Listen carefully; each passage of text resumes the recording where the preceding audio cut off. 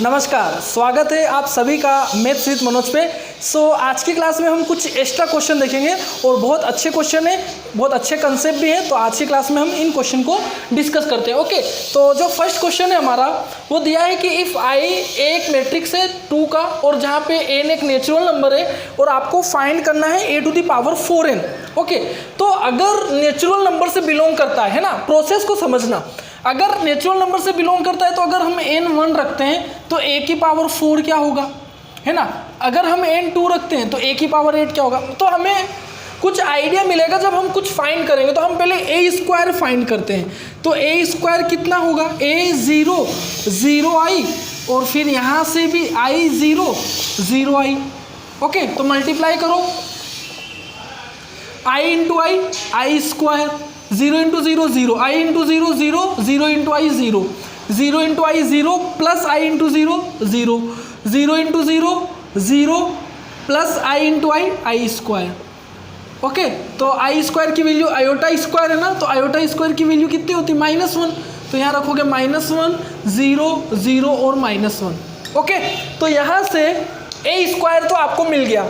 ठीक है, तो मैं इसको रफ कर रहा हूँ। जो आपको a स्क्वायर मिला है वो आपको क्या मिला है, a स्क्वायर आपको मिला है -1 0 0 -1। आपको चाहिए a की पावर 4, तो क्या लिखोगे, a square into a square, मतलब -1 0 0 -1 और फिर -1 0 0 और -1। अब मुझे आप बताओ, -1 इंटू -1 +1 एंड -1 इंटू 0 0, फिर -1 इंटू 0 0 और 0 इंटू -1, तो ये तो पूरा 0, ये भी पूरा 0 और 0 इंटू 0 -1 इंटू -1 1। तो a की पावर 4 कितना आया, ये वैल्यू आई a टू द पावर 4 की। अब आप a टू द पावर 8 निकालोगे ना, अगर आप a टू द पावर 8 निकालोगे तो a to the power 4 into a to the power 4 करोगे, है ना, मतलब 1 0 0 1 और फिर 1 0 0 1। अब आप देखो 1 इंटू 1 और 0 इंटू 0 0, फिर 1 इंटू 0 इंटू 1, तो ये 0, ये भी 0 और ये 1। फिर आप n = 3 रखोगे तो a की पावर 12, है ना। मतलब आप जब रखते जाओगे, अब आप इसमें इसी मैट्रिक्स का मल्टीप्लाई करोगे तो कुछ चेंज थोड़ी होगा। मतलब आपको जब हमेशा आप ये करोगे तो आपको हमेशा जब आप n की वैल्यू रखते जाओगे और आप निकालते जाओगे तो आपको हमेशा यही मिलेगा। तो a की इन जनरल अगर पूछेगा a की पावर 4n, तो a की पावर 4n कितना आ जाएगा, कितना आ जाएगा a की power 4n, option number C. Okay, देखो a की पावर 4 ये आया, तो आपने बोला कि चलो एक बार और मैं a की पावर 8 भी निकाल के देख लेता हूँ। तो a की पावर 8 निकाला तब भी आएगा, a की पावर 8 में मतलब a की पावर, आप इसी मैट्रिक्स में इसका मल्टीप्लाई करोगे तो ये एक आइडेंटिटी मैट्रिक्स, आइडेंटिटी का आइडेंटिटी में करोगे तो आपको आइडेंटिटी तो मिलेगा। अब आप करते जाओ, आपको हमेशा आइडेंटिटी मिलेगा। तो आपका आंसर क्या आ जाएगा, ऑप्शन नंबर सी आ जाएगा। ओके, ठीक है, अब हमें क्या करना है। अच्छा, आप बोलोगे कि सर a की पावर, ये इसको कैसे करेंगे, तो आप इसको ऐसे लिख सकते हो ना, a की पावर 4 का क्यूब। तो आप a की पावर 4 इंटू a की पावर 4 इंटू a की पावर 4, तो 2 बार करोगे तब भी वही आएगा। तो ये आइडेंटिटी आएगा, फिर आइडेंटिटी का करोगे, आप कुछ भी करो आपको हमेशा आइडेंटिटी ही मिलेगा। तो ऑप्शन नंबर क्या आ जाएगा, सी आपका आंसर आ जाएगा। मुझे ये समझ नहीं आ रहा कि मैंने इस क्वेश्चन को यहाँ पर लिखा क्यों, क्योंकि यहाँ पर तो जगह ही नहीं है। कोई बात नहीं, आप वीडियो को पॉज करके क्वेश्चन नंबर 1 को नोट कर लेना, मैं इसको रफ कर देता हूँ। ठीक है, तो क्वेश्चन नंबर 2 के सॉल्यूशन को मैं यहाँ पे सोल्व कर दूंगा। एक अच्छा क्वेश्चन है क्वेश्चन नंबर 2। ओके, इस जैसे क्वेश्चन आ सकते हैं एग्जाम में, तो देखें ध्यान से समझेंगे, इसमें बच्चे कंफ्यूज हो रहे हैं थोड़े। देखें, if a and b are 2 matrices of the order 3 cross m, तो a का ऑर्डर है 3 क्रॉस m एंड b का ऑर्डर है 3 क्रॉस n, है ना, रिस्पेक्टिवली, एंड कंडीशन है कि m और n दोनों इक्वल है। Then order of the matrix 5 पे -2b क्या होगा, है ना। अब देखो a का ऑर्डर 3 क्रॉस m है और b का ऑर्डर 2 क्रॉस n है। अब आपको पता है कि a और b दोनों मैट्रिक्सेस है। इन मैट्रिसेस में स्केलर का मल्टीप्लाई करने से तो कोई फर्क नहीं पड़ने वाला, है ना। तो इन 5 और 2 से तो कोई फर्क नहीं पड़ेगा ऑर्डर पे। अब हमें पता है कि दो मैट्रिसेस का डिफरेंस लेना है, तो डिफरेंस और ऐड करने के लिए दोनों का ऑर्डर क्या होना चाहिए, सेम होना चाहिए। तो सेम करने के लिए, अच्छा इसका 3 क्रॉस n है, ओके, तो सेम करने के लिए दोनों ऑर्डर सेम होना चाहिए। और उसने कंडीशन दी है कि m और n इक्वल है, तो क्या क्या हो सकता है? अगर हम ऐसे लिख सकते हैं कि 5a माइनस 2b, तो अब हम या तो देखो m और n इक्वल है, अब हमको पता है कि दो मैट्रिसेस का डिफरेंस लेना है, तो डिफरेंस लेने के लिए दोनों का ऑर्डर सेम होना चाहिए। तो दोनों का ऑर्डर हम क्या कर सकते हैं कि यहाँ पे इसको ऐसे ही रहने देते हैं और यहाँ पे n की जगह m रख देते हैं, क्योंकि m और n इक्वल है ना, तो या तो ये कर सकते हैं या आप ऐसे कर सकते हो 5a और यहाँ पे कर सकते हो m की जगह यहाँ n रख दो और इसको ऐसा ही रहने दो, है ना, इसको ऐसा ही रहने दो। ये दो काम आप कर सकते हो, या तो आप यहाँ पे m रख दो, n इक्वल टू m है तो या तो यहाँ रख दो या यहाँ रख दो। अब आप ऑप्शन में चेक कर लो कि देखो अब आपका या तो ऑर्डर यहाँ से तो 3 क्रॉस m हो सकता है ना, 5a माइनस 2b का, और यहाँ से ऑर्डर 3 क्रॉस n हो सकता है, दोनों आंसर सही है। अब 3 क्रॉस m आंसर में है क्या? 3 क्रॉस m आंसर में है क्या? नहीं है, आंसर में क्या है? 3 क्रॉस n, तो ये हो जाएगा। अब कुछ बच्चे का यहाँ पे डाउट ये है कि सर m और n इक्वल है, तो हम ऐसा कर सकते हैं क्या कि m और n दोनों को 3 ले लें?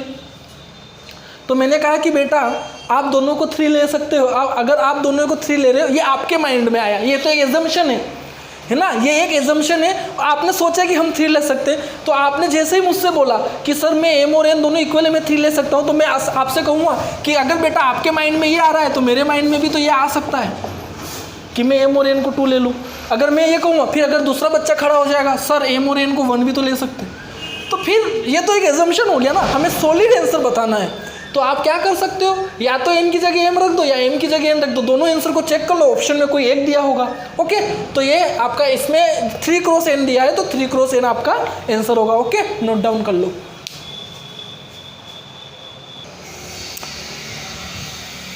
ओके बेटा, अगला क्वेश्चन देखो, क्वेश्चन नंबर 3 बोला है कि x and z are 2 matrices of the order 2 cross n and 2 cross p respectively, है ना, तो respectively and n is equal to p दिया है, then order of the matrix 8x minus 6z is, और 4 option आपको दिए हुए हैं। ओके, अब मेरी बात को आप ध्यान से सुनना, आपको ऑर्डर निकालना है 8x माइनस 6z का, इसके लिए तो मैट्रिक्स में कोई इफेक्ट नहीं करेगा, आपको सब्ट्रैक्शन करना, सब्ट्रैक्शन करने के लिए दोनों ऑर्डर सेम होना चाहिए, और x का ऑर्डर उसने दिया है 2 क्रॉस n और z का ऑर्डर उसने दिया है 2 क्रॉस p, और कंडीशन है कि n और p दोनों इक्वल है।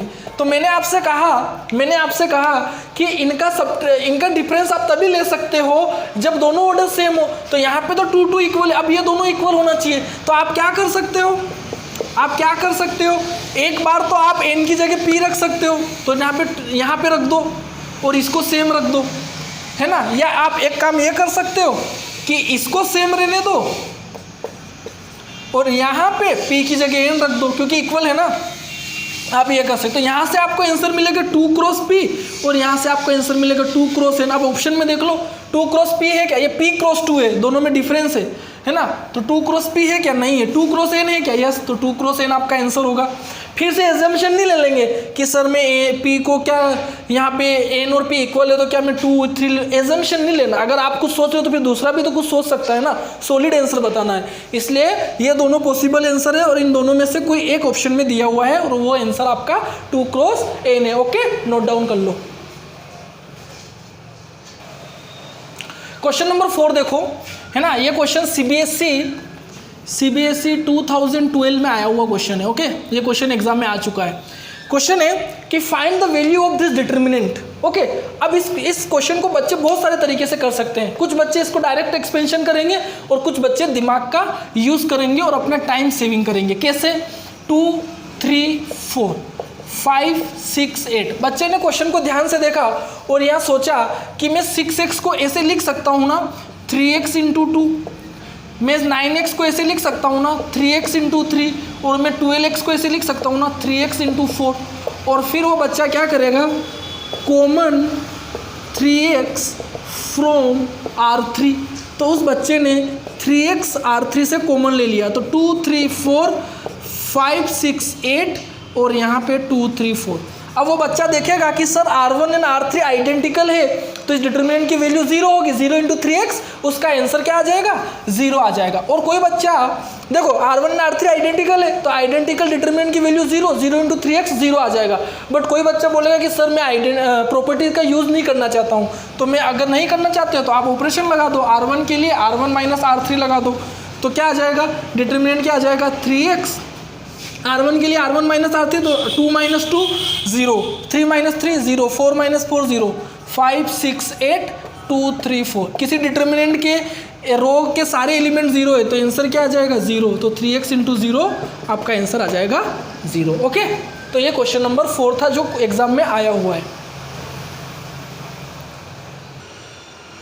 ओके, क्वेश्चन नंबर 5 देखो, CBSE 2009 में ये क्वेश्चन आया हुआ है ना। 2009 में क्वेश्चन है कि if A is A square matrix of order 3, है ना, एक स्क्वायर मैट्रिक्स A ऑर्डर 3 का है, such that determinant A = 5, then write the value of adjoint A, है determinant of adjoint A। Okay, ध्यान से देखा तो आपको पता है, आपको क्या पता है कि सर आपको ये पता है कि if A is a non singular, if A is a non singular square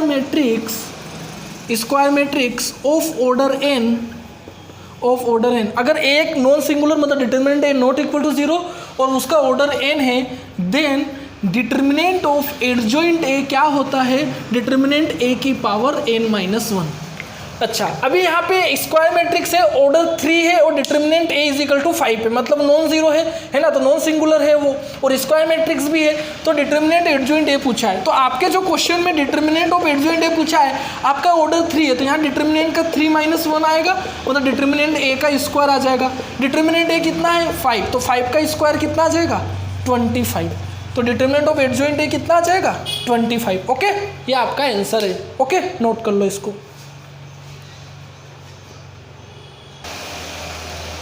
okay, अगला क्वेश्चन है क्वेश्चन नंबर 6। एक मैट्रिक्स A दिया है और आपको पूछा है कि A की पावर 16 कितना होगा।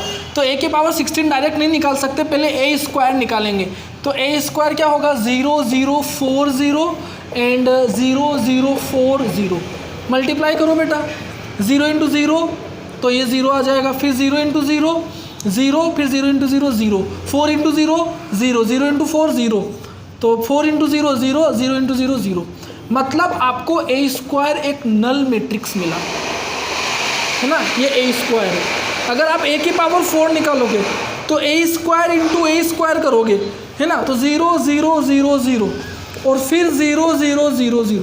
आप नल मैट्रिक्स का नल मैट्रिक्स में मल्टीप्लाई करोगे तो आपको फिर से नल मैट्रिक्स मिलेगा।